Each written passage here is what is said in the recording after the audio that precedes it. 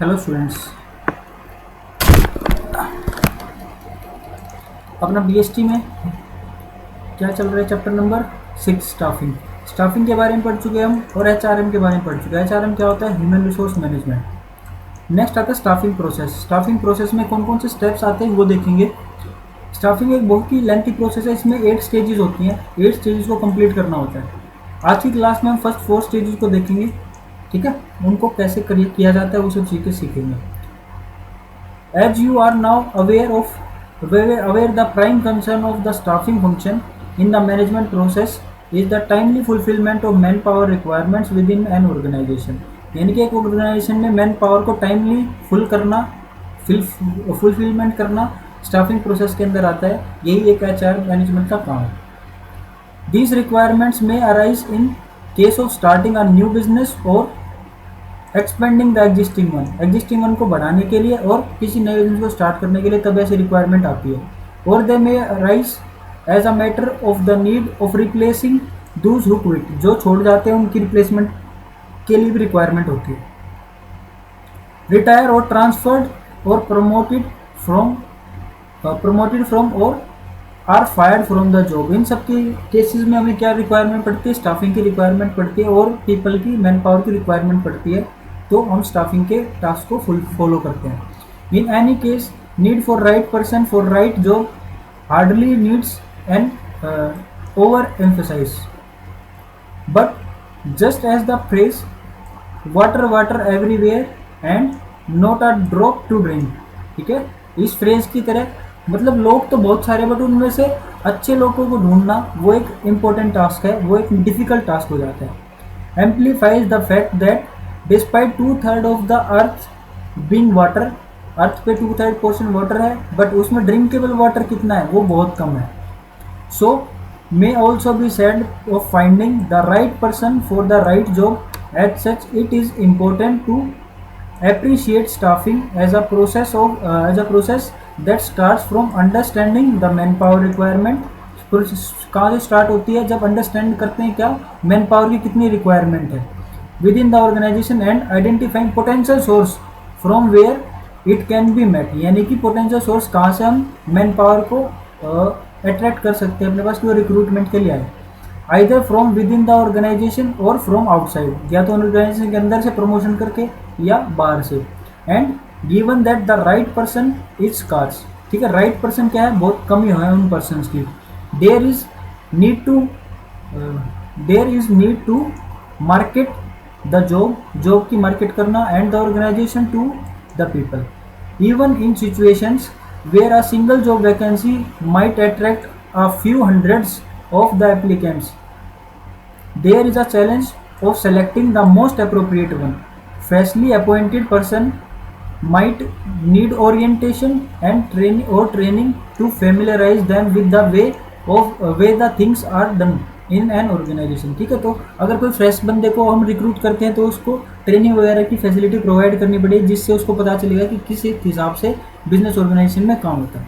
And in case they have been selected only on the basis of academic qualifications and aptitude for learning, they might need training in specific skills as well। specific skills को भी उनको requirement पड़ेगी, उनकी भी training देनी पड़ेगी। For example if one is selected by a BPO business process outsourcing unit by virtue of being extrovert and well versed in English speaking, no need for to be trained in the relevant business process. ठीक है, उसमें कोई training की requirement नहीं है। Telephone conversation etiquettes as well as diction adaptation before actual placement. The employees experiences during orientation and placement from his her first impression of the organisation. ठीक है, उसके फर्स्ट इंप्रेशन से क्या इम्पैक्ट पड़ता है उस हिसाब से उसकी रिक्रूटमेंट हो जाती है और प्लेसमेंट के थ्रू रिक्रूटमेंट हो जाती है। Even whilst on the job the employees need training for upgradation of knowledge and skills. Knowledge और स्किल को अपग्रेड करने के लिए ट्रेनिंग की रिक्वायरमेंट होती है।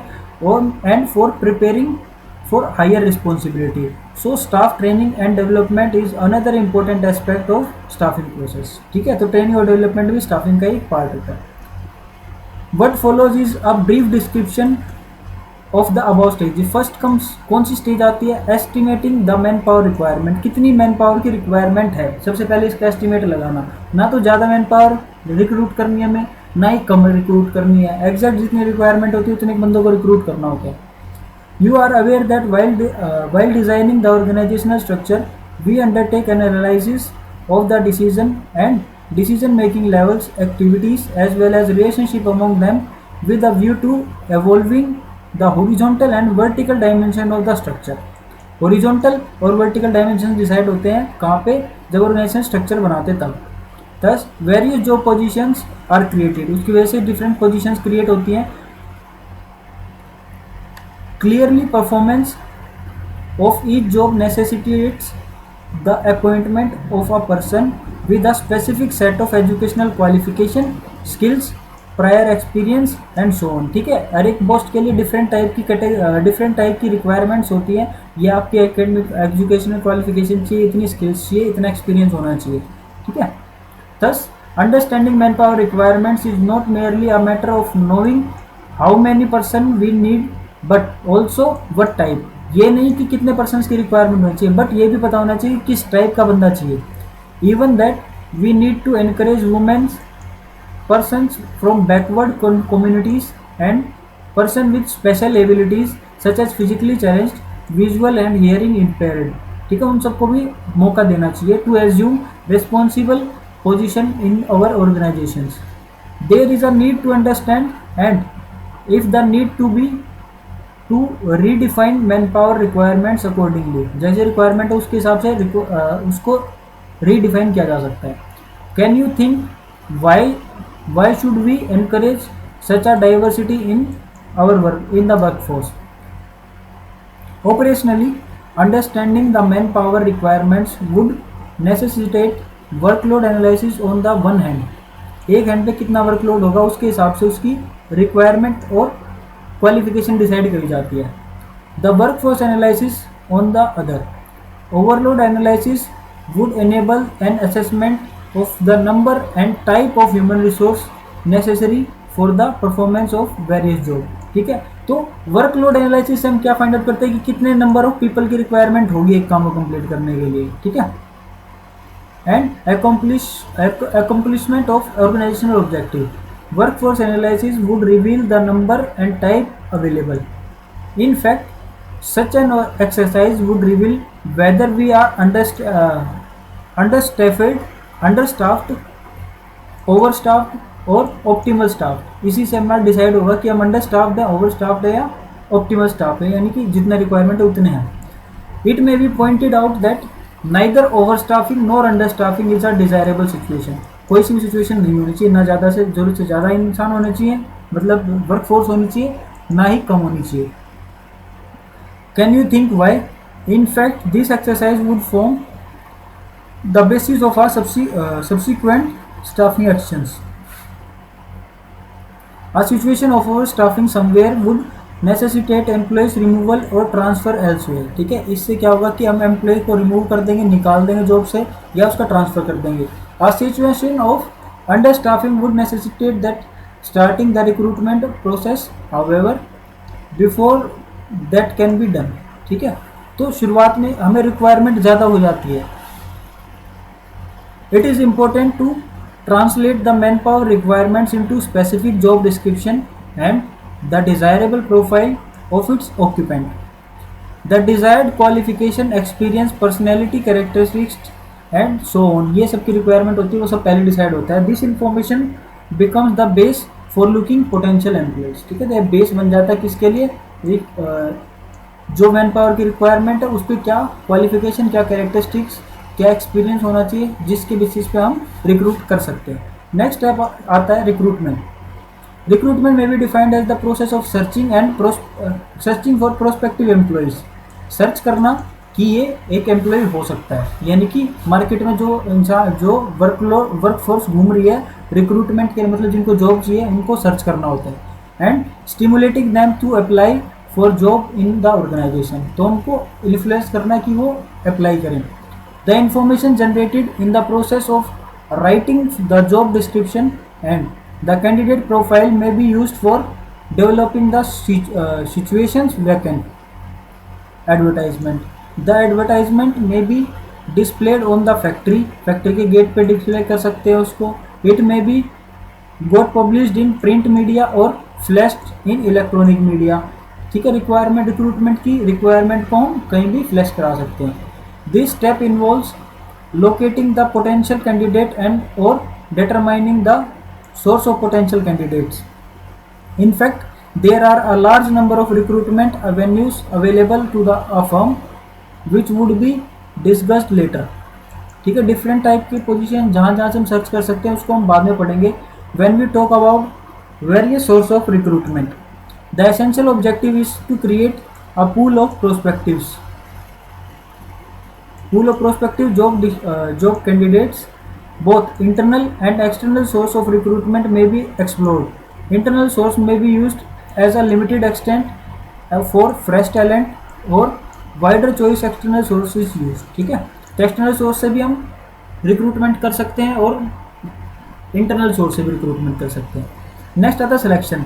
जो लोगों ने अप्लाई किया उनमें से सबका इंटरव्यू करके बेस्ट को सेलेक्ट करना होता है।